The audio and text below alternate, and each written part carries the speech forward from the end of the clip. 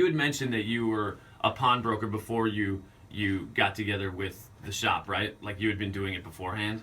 Yeah, I've been a pawnbroker there for over 10 years. I want to say 2004, maybe the end of 2003. I became a pawnbroker, started working for Rick.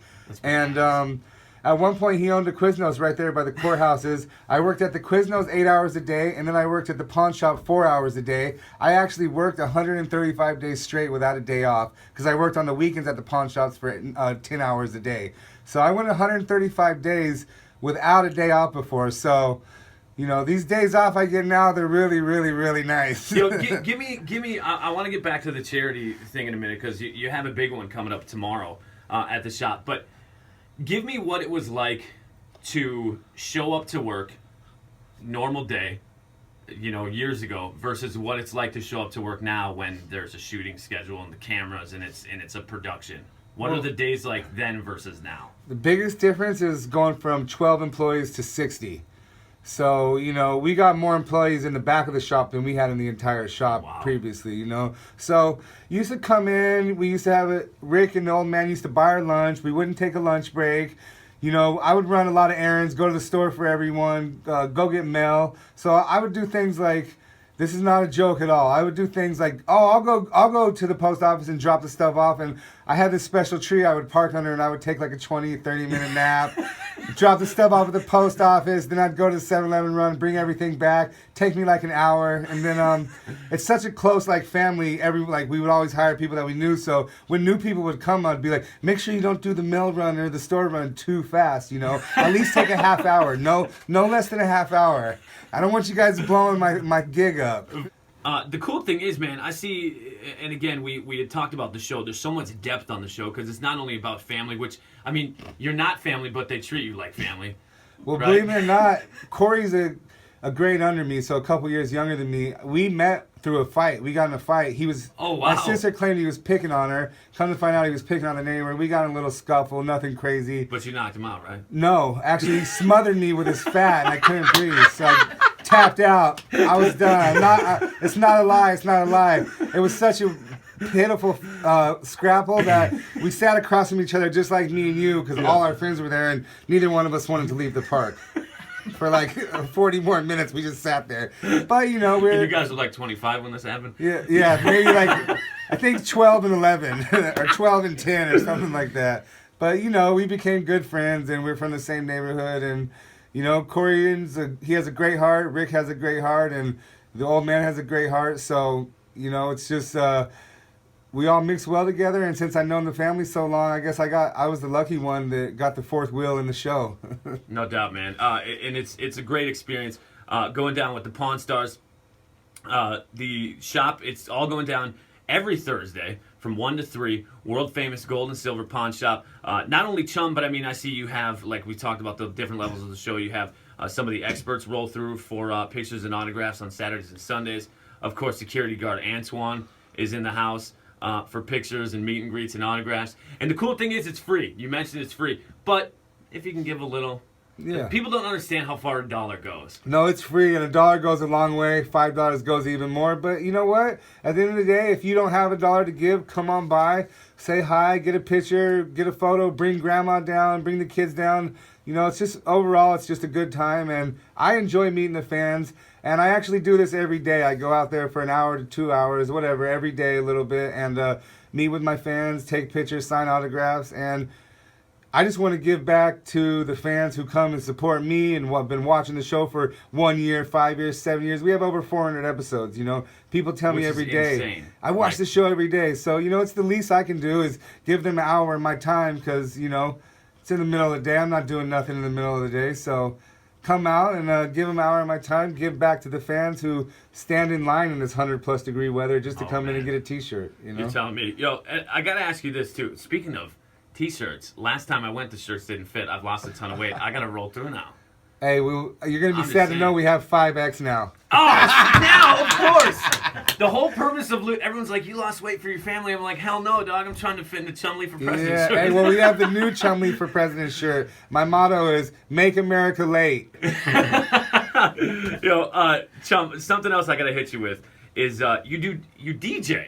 A lot of people might not know that. Yeah, I do DJ, and I actually have something coming up on the 23rd. At Pond Plaza, right? At Pond Plaza, yeah, right there with Rick's. We'll see how great that goes. I actually have carpal tunnel, so I'm having my surgery on the 18th. I don't know how that all worked out, but I should be good to go. It's like a couple-day recovery. Bro, have somebody pre-mix. No one's going to know. Yeah. No one will hear what I'm telling you right now. No. Pre-mix, just hit play. Yeah. He's like, I'm trying to do I'm gonna be a that. sync mixer that day.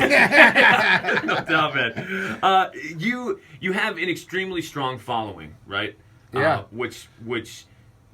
How does your family take that? I mean, it's cool because on the radio side, I have a way smaller following, or people that follow on Twitter or whatever and support what you do.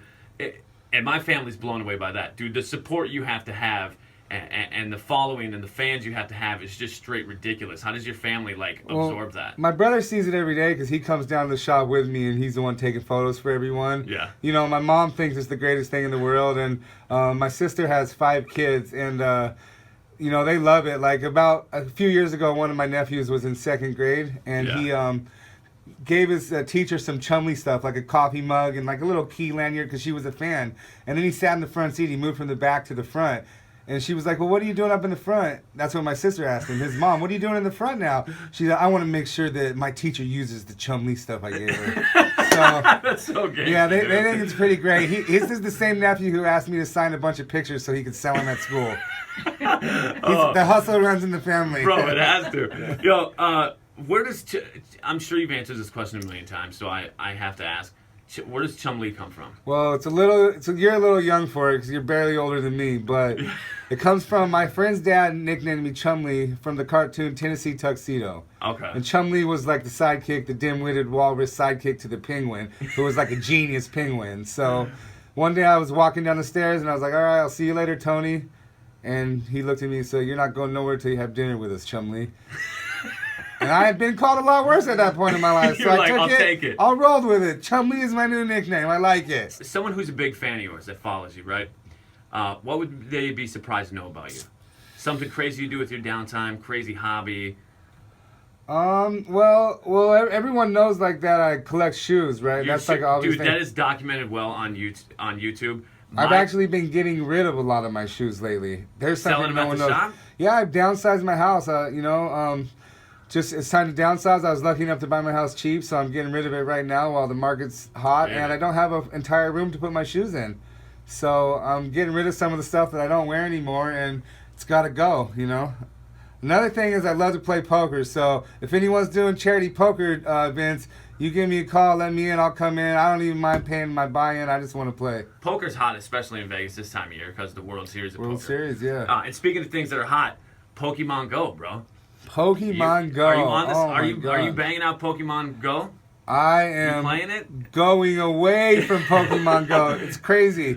We're like a gym at the parking lot. There's like a Pokemon, and then the parking lot is like a gym. So I guess inside the pawn shop you can collect a Pokemon, and then whatever that means to be a gym at the pawn shop, like in the parking lot. Yo, I drive by gyms. I know that. Well, obviously you don't go to them. Dude, I've tried. I don't understand Pokemon Go. I'm level 5. I mean, does that mean I'm like a Poke G or something? I don't get it. It means you're a Poke nerd. I'm sure level 5 is not good. No, dude, there's probably like 45-year-old men that are Dude, I was like, reading something. There's more on the Android phones as of like a couple days ago. There's more Pokemon Go downloads than Tinder. Really? Yeah. I'm telling you, they're not getting the same results from the download. You smell what I'm cooking. I don't know. Yo, Chum, it's a pleasure, dude. I've been a fan for a long time, so I appreciate you swinging on through. Again, every Thursday at Gold and Silver Pond. Swing on through. Tomorrow, the charity of choice is Help of Southern Nevada. The week after, Children's Heart Foundation, and it goes on and on and on every single Thursday after that from 1 to 3 p.m. I'm going to put more info, and I'll put the full schedule on my page. Go to keyword Big D at 931theparty.com. Chum, thank you so much, bro. Yeah, hey, follow me on my new IG, Chumlee702. I deleted the last one because I had hundreds of thousands of people that wouldn't stop saying RIP. Started over. I'm at 3,500. Give me a bump up. So, Chumlee702. Yeah. I'm going to follow you right now. I got to do that. Chum, thanks, bro. My pleasure, brother. Thanks for having me.